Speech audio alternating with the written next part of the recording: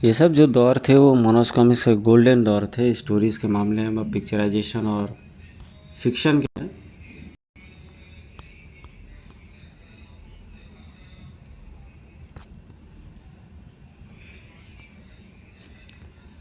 और ये सारी की सारी स्टोरीज़ क्या थे, बिल्कुल कल्पना का बेहतरीन नमूना।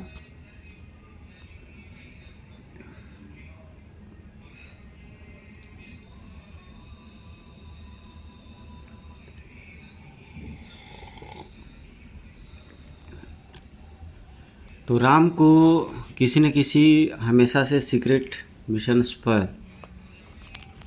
भेजा जाता है, हमेशा से।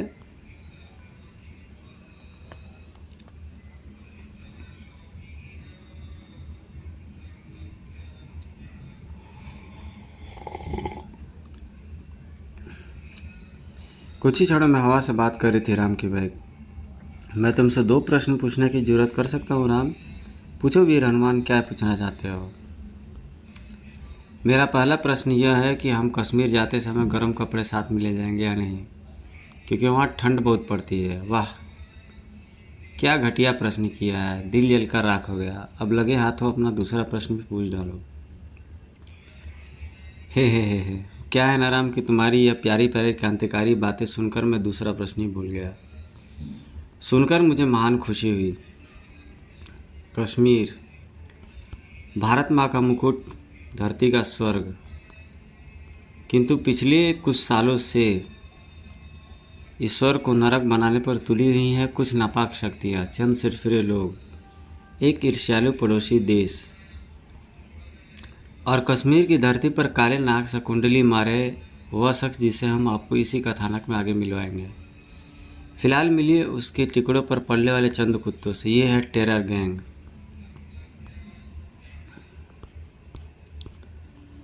कश्मीर के भोले भाले और निर्दोष लोगों का खून करना, कश्मीर की चांदी जैसी सफ़ेद बर्फ़ को मासूमों के खून से रंग देना, वो जिसे दुनिया स्वर्ग कहती है उस भारत माँ के तन से जुदा कर देना, यही है टेरर गैंग का मजहब, उसका ईमान और उसका मकसद।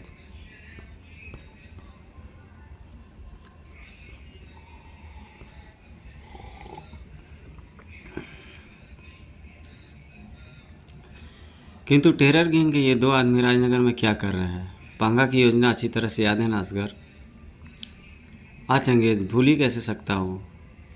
कुछ ही दूरी पर जो टैगोर भवन दिख रहा है ना, उसी में शुरू होने वाली भारत और पाकिस्तान के मुख्य सचिवों की बैठक। हमें बैठक पूरी नहीं होने देनी है। बैठक शुरू होगी ही नहीं तो पूरी होने का प्रश्न ही नहीं उठता। ठीक 10 मिनट बाद टैगोर भवन नामक उस इमारत के सामने भारत के मुख्य सचिव की कार रुकी।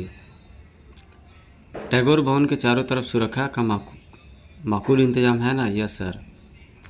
चींटी को भी इस इमारत के आसपास फटकने से पहले हमारी इजाज़त लेनी होगी। किंतु उसका क्या करे जब मौत किसी अन्य रूप में आए? अरे वो टॉय कार कैसी है, किसी बच्चे की शरारत लगती है। और वो टॉय पिजन, वो टॉय प्लेन, अनेक रूपों से हर दिशा से टैगोर भवन की तरफ बढ़ती चली आ रही थी टॉय फौज।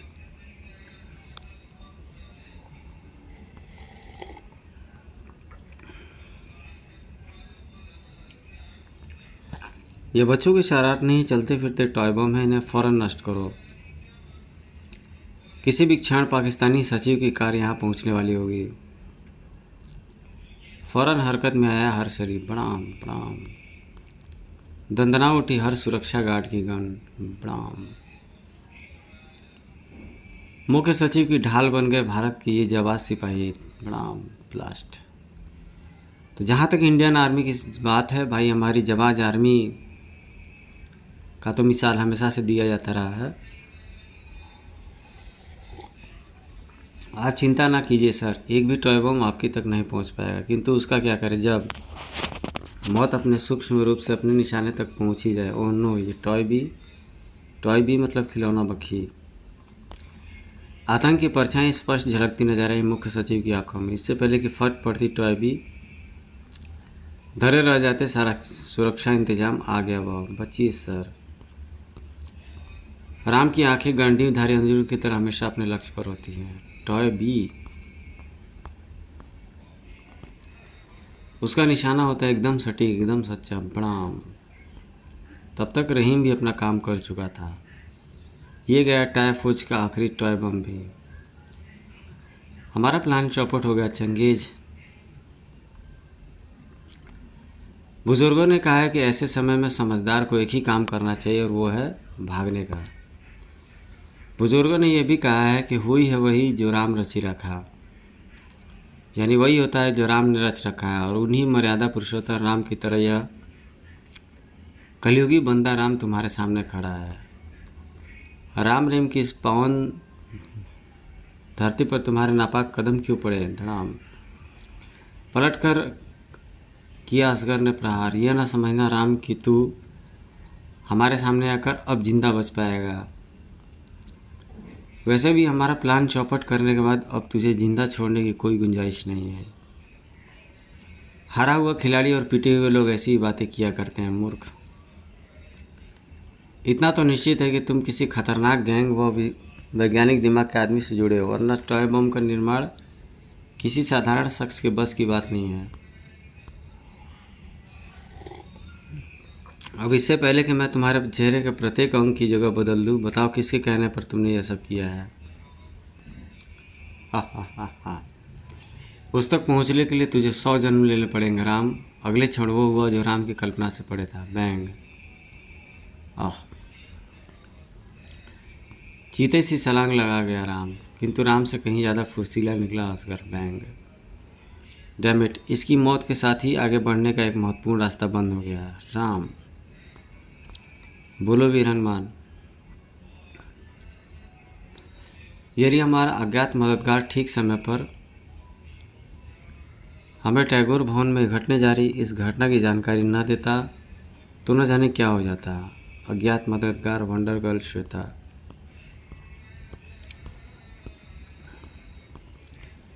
इतना तो पक्का है कि इस घटना के पीछे किसी टेररिस्ट गैंग का हाथ है और उसकी जड़ें कश्मीर में ही हो सकती हैं। हमें इसी पल कश्मीर के लिए रवाना होना है रहीम, मगर वो गर्म कपड़े भी साथ ले लेते। नहीं नहीं, कुछ नहीं। काश वो देख पाते उसे जो बड़ी देर से उन पर नज़र रखे हुआ था। फौरन पंगा को सूचित करना होगा। जम्मू कश्मीर के डोडा ज़िले से 50 किलोमीटर दूर है ऊंची पहाड़ी पर बनी यह छोटी सी इमारत। दूर दूर तक फैले घने जंगल व हजारों फीट गहरी खाइयों के कारण ही यह जगह आतंकवादियों का स्वर्ग मानी जाती है। यह आतंकवादियों का सरताज पांगा।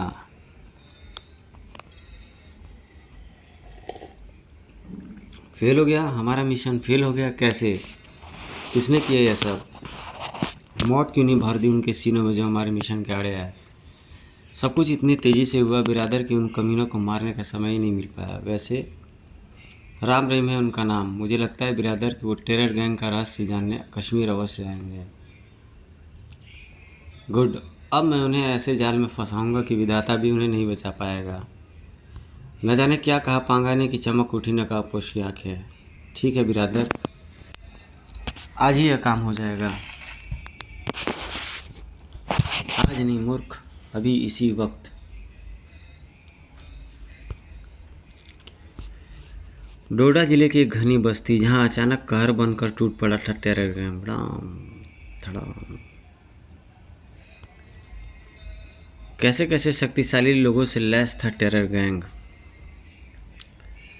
जम्मू कश्मीर का बच्चा बच्चा जानता है कि जब बुलेट प्रूफ कश्मीर की सड़कों पर निकल आता है तो सैकड़ों जिंदगियां बुलेट प्रूफ के आगे मौत की पनाह मांगती नजर आती हैं।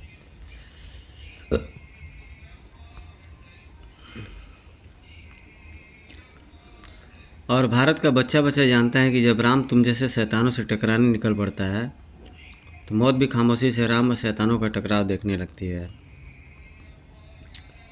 क्षणभर को झटका बुलेट प्रूफ। क्या नाम तूने बताया अपना? राम। दुख होगा मुझे जब तू अपने बाप के कंधों पर सवार होकर शमशान घाट जाएगा।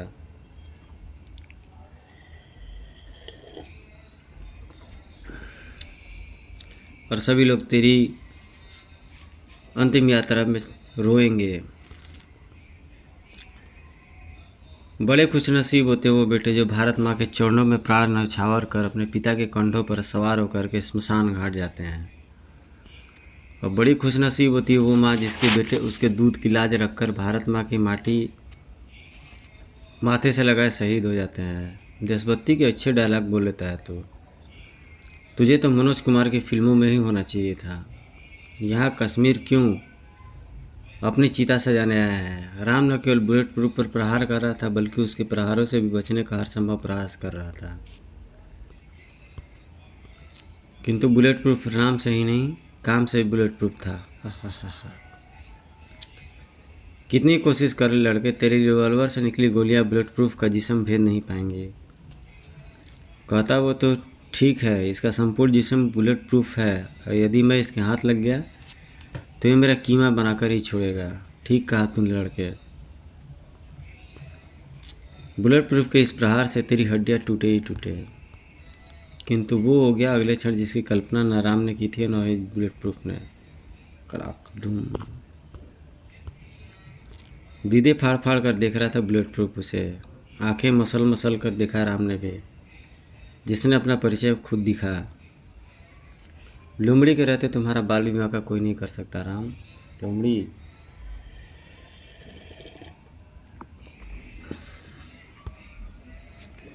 इसी बीच टेरर गैंग के 4-5 व्यक्तियों ने किया एक साथ हमला।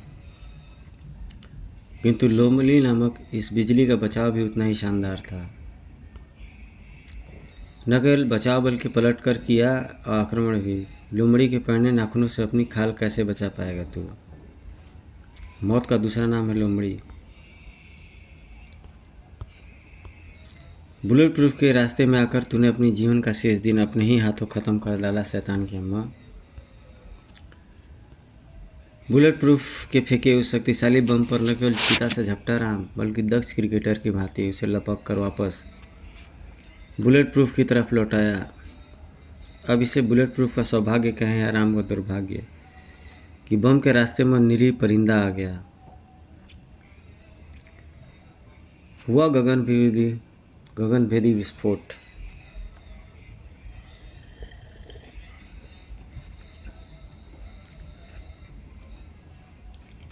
बम के साथ चिथड़े चिथड़े हो गए वो मासूम परिंदे के भी। पल भर के लिए चारों तरफ आग और धुएं का बवंडर सा उठा और धुआं छटने के बाद सिवाय हाथ मलने के कुछ ना बचा था अब राम के लिए। भाग गया कम वक्त। अगर वो परिंदा बीच में न आया होता तो वो बम सीधा बुलेट प्रूफ पर जाकर के गिरता। बुलेट प्रूफ का शरीर भले बुलेट प्रूफ हो किंतु बम के धमाके से वो नहीं बच सकता था। इसी बीच एक गुड न्यूज़ है देता हूँ। टेरर गैंग के सभी आतंकवादी रहीम द ग्रेट यानी मैंने खलास कर दिया है। जियो मेरे वीर हनुमान। और आप एकाएक हमारे बीच कहाँ से टपक पड़ी भूतनी जी। भूतनी नहीं, मेरा नाम लोमड़ी है। मेरी कहानी ज़रा लंबी है रहीम, और इस समय मेरे पास इतना समय नहीं है कि मैं अपनी कहानी तुम्हें सुना सकूं। फिलहाल मैं तुम्हें अपने ठिकाने पर ले चल रही हूँ। न जाने कैसा चुंबकीय आकर्षण था लोमड़ी की आंखों में कि लोमड़ी की बात मानने पर मजबूर हो गया राम रहीम। यह हमें कहाँ लिए जा रही है राम, पता नहीं वीर हनुमान। किंतु राम का दिमाग इस समय भी बड़ी तेज़ी के साथ काम कर रहा था। लोमड़ी की आड़ में कहीं है दुश्मन की चाल तो नहीं है। एक कहाँ से आई है और वह परिंदा अचानक ही बुलेट प्रूफ के सामने कैसे आ गया। इस सनसनीखेज टकराव से दूर वातावरण के सन्नाटे को भेदे जा रहा था सेना के ट्रक, जो अपनी रोजाना की नियमित गश्त पर निकला था। जब से कश्मीर में आतंकवादियों की हलचलें बढ़ी हैं, मैं एक दिन के लिए भी राजनगर नहीं जा पाया हूँ। न जाने मेरा बेटा राम और मेरे बेटे व बेटे से भी बढ़कर मेरा लाडला रहीम कैसा होगा। ट्रक में सवार थे कर्नल लगाओ। वैसे मुझे पूरी आशा है कि मेरी प्रार्थना पर सरकार राम रहीम को पांगा का नाश करने के लिए कश्मीर अवश्य भेजेगी। मुझे पता नहीं था कि राम रहीम देश के हीरे हैं और दोनों देश की गुप्तचर संस्था सीक्रेट सर्विस से जुड़े हुए हैं। राम रहीम के नए पाठकों के लिए प्रिय दोस्तों, कर्नल राघव राम के पिता हैं। वो सेना में कर्नल के पद पर कार्यरत हैं। आजकल उनकी ड्यूटी आतंकवादियों से निपटने के लिए कश्मीर के डोडा जिले के निकट लगी हुई है। कर्नल राघव के बारे में विस्तार से जानने के लिए पढ़ें राम रहीम के पुराने सदाबहार कॉमिक्स।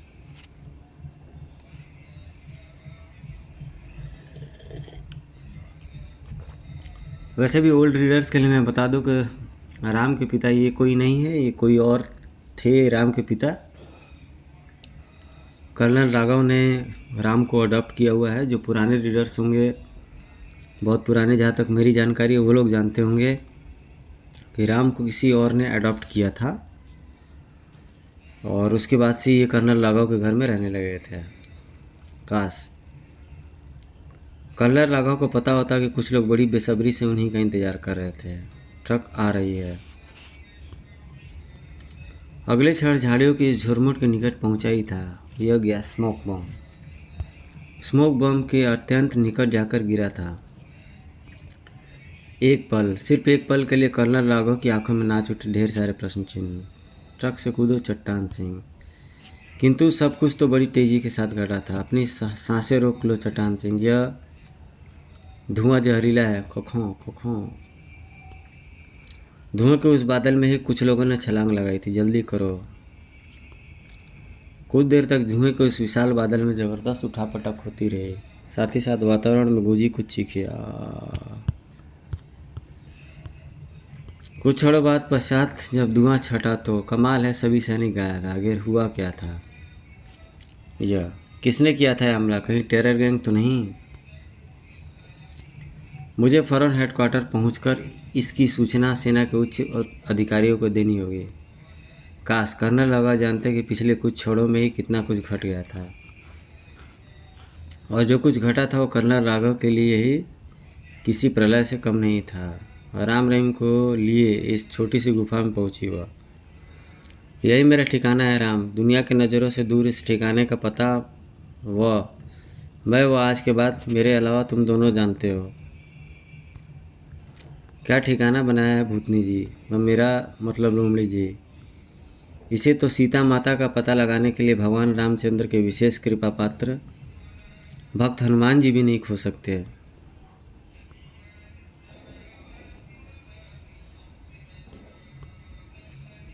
अपनी कोए जैसी चोंच बंद कर और ध्यान से मेरी बात सुन।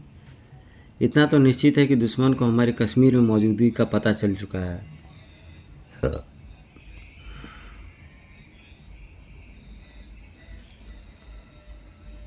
बुलेट प्रूफ के पराजय व टेरर गैंग के कई लोगों की हमारे हाथ हुई मौत से तिल मिलाकर वह हर हालत में हमें ढूंढने की कोशिश करेगा। इसी बीच हमें उस पर दूसरी चोट करनी ही पड़ेगी। वो कैसे? वैसे वीर हनुमान, हमें दुश्मन की उस कमज़ोर नस पर हाथ रखना है जिसके दम पर वह कश्मीर की बर्फ़ को खून से रंग रहा है। और दुश्मन की एक ऐसी कमज़ोर नस की जानकारी मुझे है। कुछ ही क्षणों बाद लोमड़ी राम रहीम को उस कमज़ोर नस के बारे में बताती रही। तत्पश्चात गुड, तुम और रहीम फ़ौरन इस पॉइंट पर लग जाओ। इसी बीच मैं पापा से मिलने जाता हूँ। पापा? हाँ, मेरे पापा कर्नल राघव, जो सेना में कर्नल हैं और जिनकी पोस्टिंग आजकल डोडा ज़िले में है। हालांकि हमारा मिशन अत्यंत गुप्त है, किंतु पापा की मदद से हम जल्द से जल्द दुश्मन की गर्दन तक पहुँच सकेंगे। ओके राम, हम जल्द से जल्द तुम्हें कामयाबी की सूचना देंगे। गुफा से बाहर निकलते समय एक बात तो मैं तुम्हें बताना ही भूल गया। कौन सी बात? यही कि बुलेट प्रूफ और बम के बीच में अचानक वो जो परिंदा आ गया था वो नकली था। बाहर से खुला रह गया रहीम और लोमड़ी का मुँह। हाँ, ये देखो। भला भगवान ने किसी पक्षी को लोहे के पंख दिए हैं क्या? लोहे के पंख का यह टुकड़ा मैंने तुम दोनों की नज़र से बचाकर उठा लिया था। मेरा माथा तभी ठाना गया था जब बम के परिंदे से टकराते ही 2 धमाके हुए थे, जबकि एक बम के फटने पर तो एक ही धमाका होना चाहिए था। ओ माय गॉड, सचमुच क्या पॉइंट पकड़ा है तुमने राम। नियर माइंड मेरे वीर हनुमान, भगवान तुम्हें भी ऐसी सद्बुद्धि प्रदान करे। सुरक्षा बलों को मुँह चिढ़ाती पहाड़ी की चोटी पर स्थित पांगा हाउस। यदि ठीक वक्त पर हम टॉय बर्ड न भेजते तो वह टॉय बर्ड की बजाय तुम्हारे चिथड़े उड़ा देता। यह मेरी पहली पराजय थी बिरादर। मुझे दुख है कि मैं राम रहीम व अचानक न जाने कहाँ से आई उस लोमड़ी के हाथों टेरर गैंग के सदस्य को न बचा सका। हमने तुम्हारी पहली पराजय माफ़ की बुलेट प्रूफ, किंतु अगली बार पराजित होने पर अपना कफन साथ लेकर के आना। एक गुड न्यूज़ है बिरादर। न जाने क्या कहा उसने, सुनकर उछल पड़ा पांगा।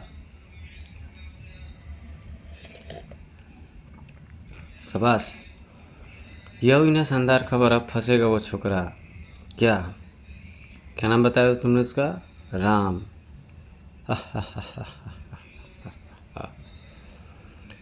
पांगा के कंठ से उगलते ठहाकों ने अंदर तक जमा दिया था टेरर गैंग के हर सदस्य का लहू। पांगा को इतना खुश और इतना क्रूर पहले कभी नहीं देखा था उन्होंने। कश्मीरी आतंकवादियों के खिलाफ भारतीय सेना के जवान हर समय डटे रहते हैं, इसलिए जगह जगह इस तरह के सैनिक डेरे कश्मीर में देखे जा सकते हैं। इन्हीं डेरों में से किसी एक में मुझे मिलेंगे पापा। डेरे से थोड़ी दूर झाड़ियों के पीछे से आती एक जानी पहचानी आवाज़ को सुन ठिठक पड़ा राम। पांगा, मैं कर्नल राघव बोल रहा हूँ। मेरे पास कुछ ऐसी सूचना है जो आपके लिए बहुत महत्वपूर्ण साबित हो सकती है। पापा की आवाज़। किंतु पापा यहाँ क्या कर रहे हो? ये पांगा कौन है? फ़ौरन डेंगाली पुल पहुँच जा, मेरा आदमी तुम्हें वहाँ मिलेगा। ओके पांगा। पापा किसी बिच्छू कांटे से उछले थे कर्नल राघव। राम, तुम यहाँ? हाँ, यहाँ नहीं होता तो सैनिक की वर्दी में छिपे आप जैसे काले नाग की असलियत को कैसे जान पाता? मत भूलो राम कि हम भी तुम्हारे पापा हैं। आप भी ये न भूलिए पापा कि आपसे भी बड़ा मेरा एक और पिता है, और वो है मेरा वतन, मेरा देश, मेरा प्यारा तिरंगा। राम कि तो भड़क उठा था वह लड़का। हिमालय की सौगंध, आपका असली चेहरा देखने के बाद यह आपका लिया लाडला आपको जिंदा नहीं छोड़ेगा। हा हा हा हा हा हा। तू मुझे नहीं मार सकता राम, आखिर मैं तेरा पिता हूँ। जुनून सा छा गया था जैसे जालिम के चेहरे पर। वो खून खून नहीं पानी होता होगा जो भारत माँ की छाती पर बिज जाते आप जैसे भेड़ों को चुपचाप खड़ा देखता रहे। वो बेटा बेटा नहीं गीदड़ होगा जो सामने खड़े अपने देशद्रोही बाप के सीने में बारूद न भर दे। चीते सी चपलता भरा राम का भरपूर प्रहार। ठाक अंधेरे के गहरे गर्त में डूबते चले गए कर्नल राघव। तुम्हें राम के हाथों मरना ही होगा पापा, वरना वतन के हर देशभक्त बेटे का सिर शर्म से झुक जाएगा। कर्नल राघव का बेहोश जिस्म शरीर कंधे पर लादे कहाँ चल पड़ा था राम। अचानक चलते चलते ठिठक पड़ी रोमली। क्या हुआ भूतनी जी? पहली बात तो कि मेरा नाम भूतनी जी नहीं है। दूसरी बात यह कि दुश्मन की कमज़ोर नौश अर्थात हम अपनी मंजिल तक पहुंच चुके हैं। यह इमारत जहाँ रखा है पांगा वो उसके टेरर गेम में के काम आने वाला हर प्रकार के हथियार व गोला बारूद का भंडार। इमारत के चप्पे चप्पे पर तैनात है टेरर गैंग के एक से बढ़कर एक खूंखार योद्धा। हमारे स्वागत का पूरा इंतजाम है भूतनी जी। अब हम इमारत तक कैसे पहुंचेंगे? तुम्हारे इस कंप्यूटराइज्ड हाथ की बदौलत। अब मेरी बात ध्यान से सुनो, हमें क्या करना है। कुछ ही देर में लोमड़ी से बात सुनते रहने के बाद हरकत में आ रहीम। जा मेरे प्यारे हाथ, तू ही देता है मुसीबत में रहीम दी ग्रेट का साथ। तेजी से इमारत की तरफ बढ़ता चला जा रहा था रहीम का हाथ। झूम। यही वो पल था जब चौकी लोमड़े वो चमगादड़ कैसा रहीम? वो चमगादड़ नहीं है लोमड़ी, वो टाइम है। अहनो अपना हाथ वापस बुलाओ रहीम। किंतु अब समय कहाँ था हाथ को वापस बुलाने का। प्रणाम। अब क्या होगा लोमड़ी? मेरा हाथ तो टॉय बम के एक टकरा कर नष्ट हो गया। एक बार फिर अपाहिज हो गया मैं। दुश्मनों को हमारी भनक लग चुकी है रहीम, यहाँ से भागो। इतनी जल्दी भी क्या है लोमड़ी, अभी तो ये खेल शुरू हुआ है। बुलेट प्रूफ को तुम्हारा इंतज़ार था। Bullet proof? हा हा हा हा हा। आखिर अपनी पराजय का बदला जो लेना है तुमसे। बुलेट प्रूफ के उस अप्रत्याशित वार ने संभलने का मौका कहाँ दिया रहीम लोमड़ी को। एक तो मेरा हाथ नष्ट हो गया, ऊपर से बुलेट प्रूफ ने हमें कैद कर लिया है। यह तूने कहाँ फंसाया ला फंसाया भूतनी, ले चलो इन्हें। यह तो निश्चित था कि रहीम और लोमड़ी एक भारी मुसीबत में फंस चुके थे। इधर कश्मीर की धरती से बहुत दूर राजनगर के कहीं बाहर स्थित इस खंडर में प्रवेश किया उसने। अब समय आ गया है चंदा मामा की डायरी पढ़ने का। पहचान गए ना दोस्तों? जी हाँ, आपका हमारा सबका प्यारा विलेन। यही ठहरते ही मेरे हाथ में होगी वो डायरी जिसमें छुपा है चंदा मामा के अतीत का रहस्य। विलेन के बारे में जानने के लिए पढ़े विलेन, चिल्ड्रेन फौज और कौन करे कुर्बानी। दीवार से वह ईंट हटते ही बिच्छू काटे सा उछला विलेन। डायरी कहाँ है? मेरे और चंदा मामा के अलावा भला और कौन जानता था डायरी का ठिकाना। याद आया, कहीं राम रहीम के पास तो नहीं है डायरी? यदि सचमुच ऐसा हुआ तो कसम चंदा मामा की, उन्हें यह हरकत बहुत महंगी पड़ेगी।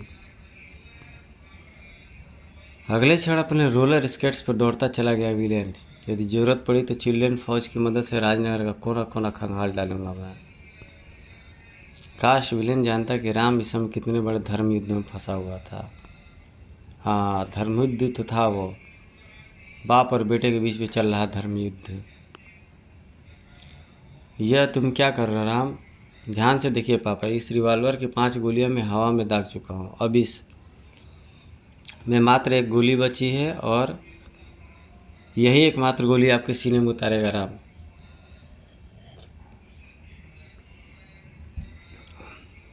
अपनी माँ के बारे में सोच रहा हूँ।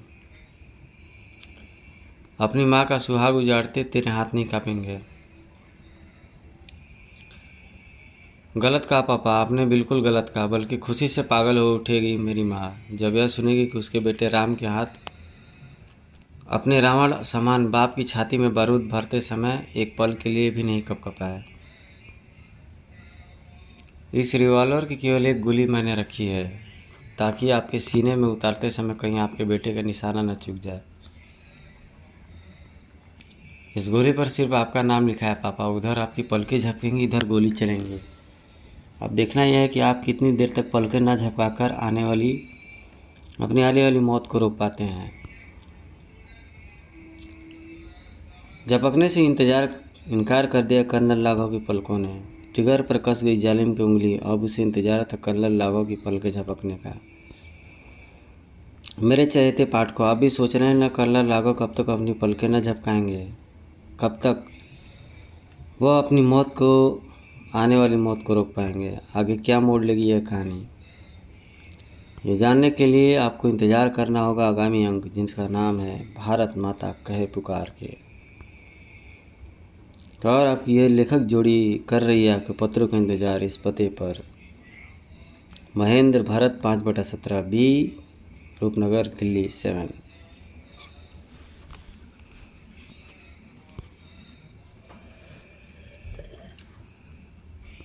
बेहतरीन स्टोरी।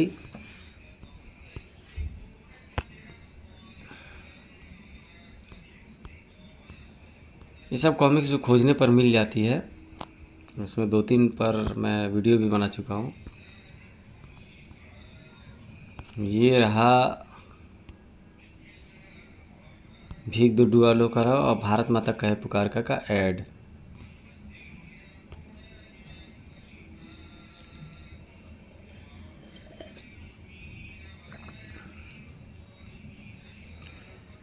वैसे मैं इस पे बना चुका हूँ और वीडियो भी है मेरे प्लेलिस्ट में। और कॉमिक्स ट्यूब नाम से मैंने एक नया चैनल स्टार्ट किया है मित्रों, आप लोग थोड़ा उसको लाइक शेयर सब्सक्राइब करके सपोर्ट कीजिए। क्योंकि प्रशांत कॉमिक्स से मैं कभी कभी प्रशांत एस्ट्रोलॉजी नाम का भी चैनल बनाता हूँ, क्योंकि ज्योतिष में मेरा इंटरेस्ट है। इस वजह से कश्मीर की चांदी जैसी श्वेत बर्फ़ पर लड़ी गई एक अनोखी जंग, जिसमें एक तरफ है राम रहीम तो दूसरी तरफ है पड़ोसी देश के टुकड़े पर पड़ने वाले चंद भेड़िए। आतंक की कोख से जन्मे चंद नाजायज वहशी दरिंदे माँ का आंचल तार तार किए जा रहे हैं, और मेरी भारत माँ चीख चीख कर अपने शेर जैसे बेटों को पुकार रही है। गजब का डायलॉग राइटर्स लिखते थे उस समय, भारत माता कहे पुकार के। और ये रहा भीख दूध वालों शानदार कॉमिक्स। साहेबान कदरदान आइए, अमेरिका रिटर्न, भिखारी को भिखारी। सिर्फ एक दिन के लिए पहाड़े हैं क्रुकबॉन्ड जी, इनकी दुआओं से अमेरिका के कई कंगाल करोड़पति बन गए। आप भी आइए, करोड़ दीजिए भीख और लीजिए करोड़पति बनने की दुआ। उपर्युक्त राज के बाद आपको हम नहीं हास्य से भरपूर हमारी चित्रकथा बताएगी, जिसका नाम है भीख दो दुआ लो। अरे यह क्या कटोरा, यह तो अपना क्रुकबॉन्ड है, पर यह हाथ में कटोरा, तन पर चिथड़े, होठ पर डुबाया। आखिर क्या है इनका राज?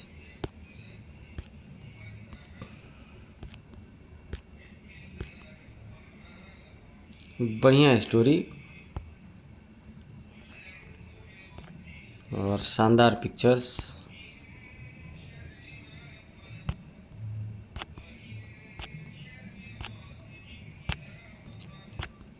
बहुत बेहतरीन उस समय श्रृंखलाएँ बन रही थी जिस समय ये सब कॉमिक्स आती थी। और संयोग से ये बिल्कुल आखिरी दौर की कॉमिक्स थी राम रहीम की। उस दौर में सिकंदर भी आ चुके थे, जो कि काफ़ी ज़्यादा प्रीमियम कैरेक्टर बन चुके थे।